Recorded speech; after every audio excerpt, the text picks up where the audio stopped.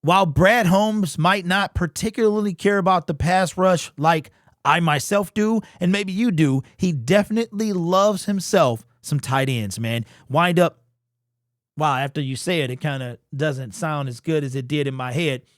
But after, actually, we know he drafted Sam Laporta, traded away TJ Hawkinson, drafted Sam Laporta the following draft, and wind up we have Brock Wright, who that the 49ers tried to poach away, gave him a massive deal, and we had the right to match it, in which we did. Then we have Shane Zylstra, a guy that was hurt a few years ago, wind up missing the season, and then the Detroit Lions brought him back. I think that was the 2023 season. We wind up bringing him back in 2024.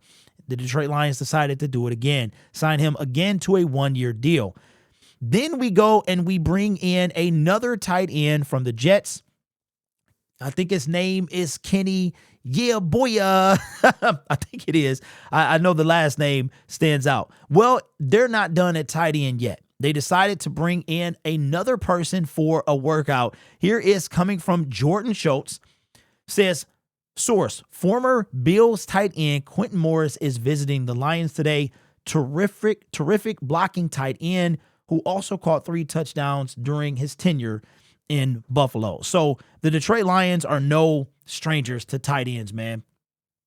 Really not. I mean, Brad Holmes, we will definitely stack up at this position. Still waiting on that pass rush. That's all I'm going to say. You remember Pee Wee's Playhouse, and it was a word of the day, and every time somebody said it, we, the audience, was told at the beginning, and then we waited all episode for somebody to say it, and when they said it was like, ha, ha, ha, ha, and the camera would zoom in and out. That is what pass rush is going to be in each one of my videos. As a matter of fact, I might go get the soundbite, and every time I say it, I play it because I'm not going to stop talking about it until I'm satisfied. All right, let's take a look at Mr. Quintin's stats. Now, I see this guy as a 90-man roster. You know, I understand this. 90 men is much different from 69 or 53. So we're talking about a guy that may or may not be on the team in 6 months. Undrafted, 26 years old. He will be actually just turned 26, so he'll be 26 the remainder of the season. And don't forget that James Mitchell, the 5th round pick from 2022 for the Detroit Lions, is no longer on our team. For 2024, had 5 receptions, 36 yards. I mean, one of those 5 were touchdowns. So 20% catch rate of making touchdowns. Look at his stats in his time in Buffalo.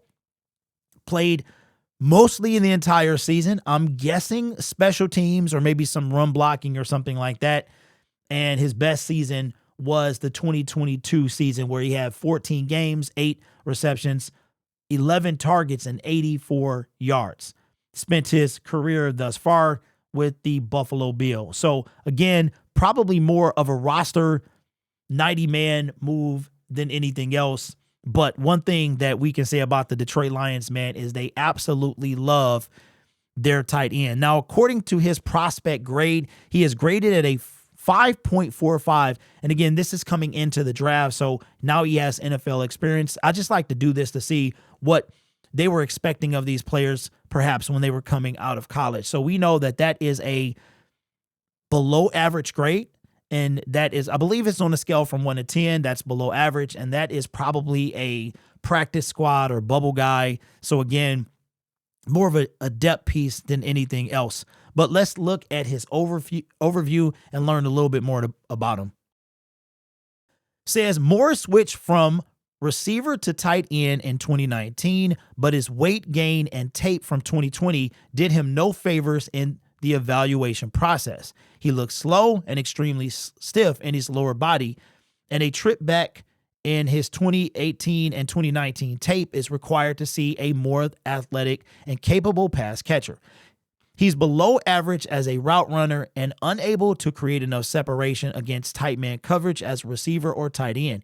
He might need to drop weight, improve his flexibility, and continue working on his blocking to have a shot in the pros. Well, he's remained in the pros, so that is a great sign. More of a blocking tight end, 90-man roster guy, maybe a practice squad dude. Let's see what his strengths are.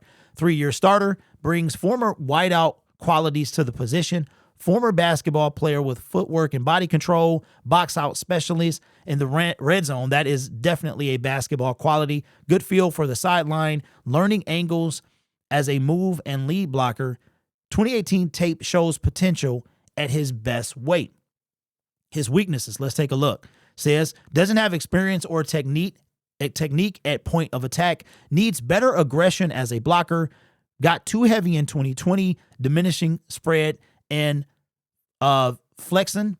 Hey, listen, we all got big in 2020. I mean, I'm still trying to get unbig in 2025, so that was a unique situation. Tight in his lower half, restricting movement, showed no wiggle or separation in 2020. Hands are stiff and unable to secure outside the frame. Has a hard time cutting and changing directions. Let me scroll up so you guys can see it. But with that being the case, we brought in his stats, and he has played the majority of the seasons in which he's been part of the Buffalo Bills. I mean, 14 games in 2024, 14 in 2022, 15 in 2023, and 16 in 2024. So, I mean, maybe a practice squad dude, bubble guy, but definitely a 90-man roster candidate. That's where we are.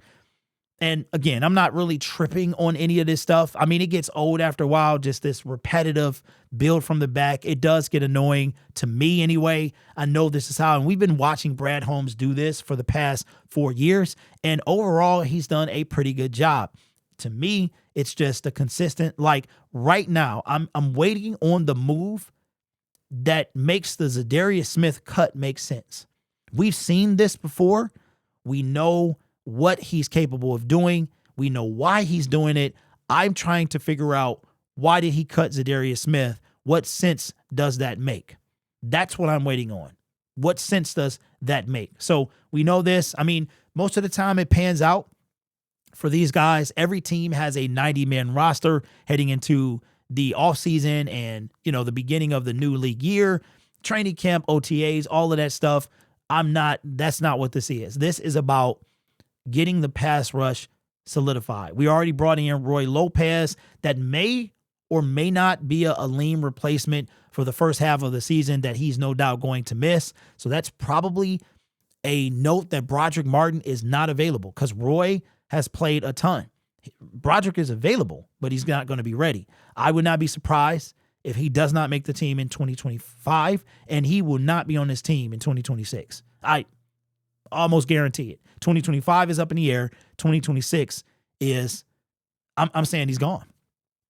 James Mitchell made it 3 years. He is not going to be on the 2025 roster. Broderick Martin is entering year 3. I don't think, you know what?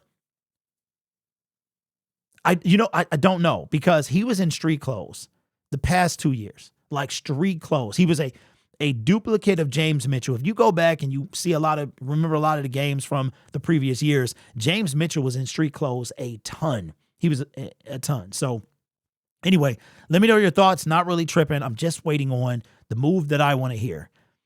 And it does leave some curiosity as to the 23 or so free agents that we have, that I haven't heard any word on if they're coming back or not. So we did get Tim Patrick back, Levi, but I wonder who else that we're going to consider bringing back and eventually do. So anyway, let me know your thoughts in the comments below. This channel is made possible by viewers, subscribers, and members just like you. It's because of your support I get to do what I do. You could be anywhere else on YouTube, but you choose to rock with me. You guys are awesome. Take care of yourself and each other. And as always, go Lions. I had time to put on a shirt today.